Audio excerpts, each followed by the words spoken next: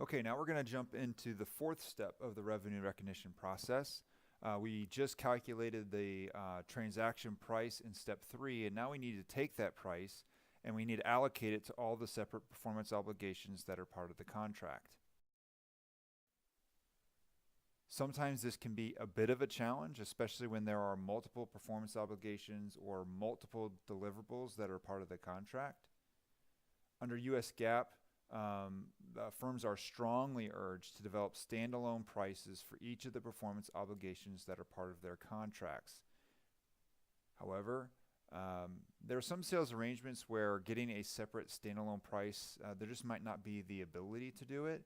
And also some firms simply just aren't willing to supply standalone pricing. This could be for mostly for competitive reasons or things like that. They just don't want customers or potentially competitors to know exactly what their pricing looks like.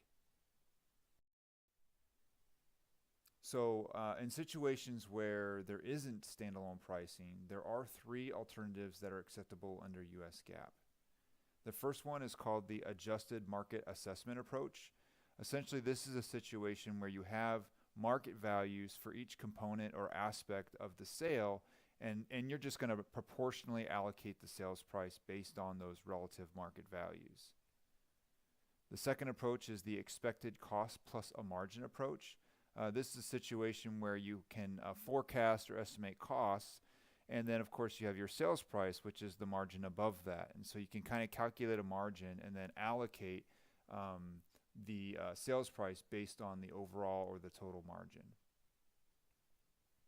And then finally, there is the residual approach. A residual approach is where I can reliably estimate some of the performance obligations as far as the sales price, but I may not be able to do so for all of them. And so basically you have this residual, or this leftover remaining amount, and we can allocate that then to unpriced items. Now we're going to walk through an example of each of the 3. In the first example, we have a situation where the firm sells a piece of equipment for $450,000 on January 1st, 2018. This sale includes a 1-year seller-provided maintenance agreement. The firm sells the equipment, which is $425,000, or the maintenance agreement, which is $35,000, separately. So they have prices for each item separately that they can use. And so now we need to supply the revenue-related transactions for this particular sale. And given that we have a reliable price for each of the items individually, the adjusted market assessment approach is the most appropriate method.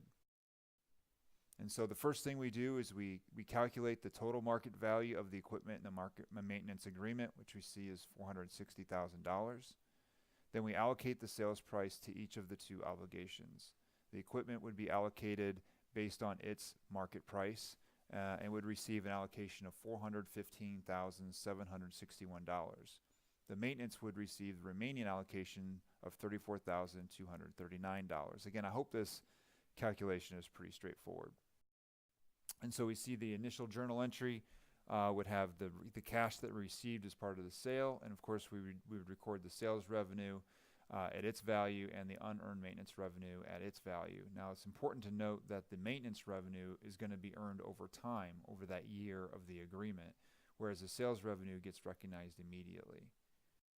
And so the adjusting entry for the unearned maintenance revenue, I just have it here at the end of the fiscal year. Conceivably, you could sort of do it throughout the year, especially as maintenance is performed. But just in general, over that year, you're going to recognize the $34,239 of maintenance revenue. But again, it's going to happen over time rather than the sales revenue gets recorded at the point of sale. So the second example is we're sort of keeping that same baseline situation, but in this case, we're given equipment cost is $325,000, and the cost of the maintenance for that equipment is estimated to be $20,000. And so in this situation, we really don't have any market values for each item independently, but we do have costs of each item. And so the cost plus margin approach is the most appropriate method for this situation. And so walking through this, the first thing we do is calculate the total cost of the 2 items together. And we see that together, it's $345,000. Then we figure out what is the margin on this sale. And so the margin in dollars is the sales price minus the cost, and so that would be $105,000. And then we can calculate the margin as a percentage of the cost, and we see that that percent is 30.4%. And so then the final step then is to allocate the price based on that margin. And so for the equipment, we can see that the cost plus the margin would be a total of $423,800.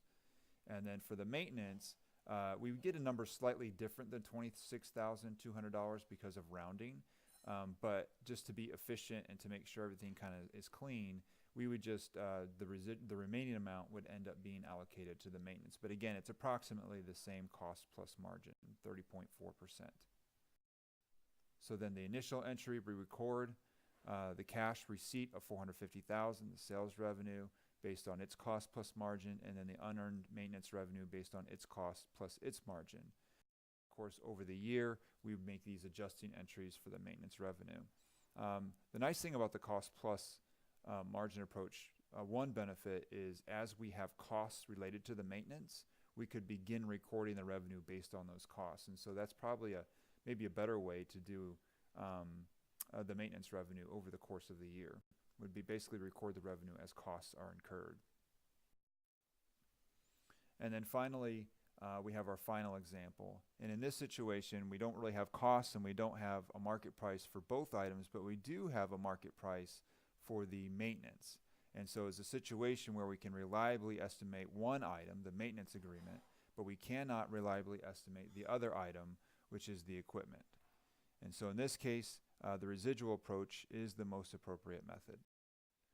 And so we allocate the maintenance, the $25,000, which is based on its market price, and then the residual of $425,000 is allocated to the equipment.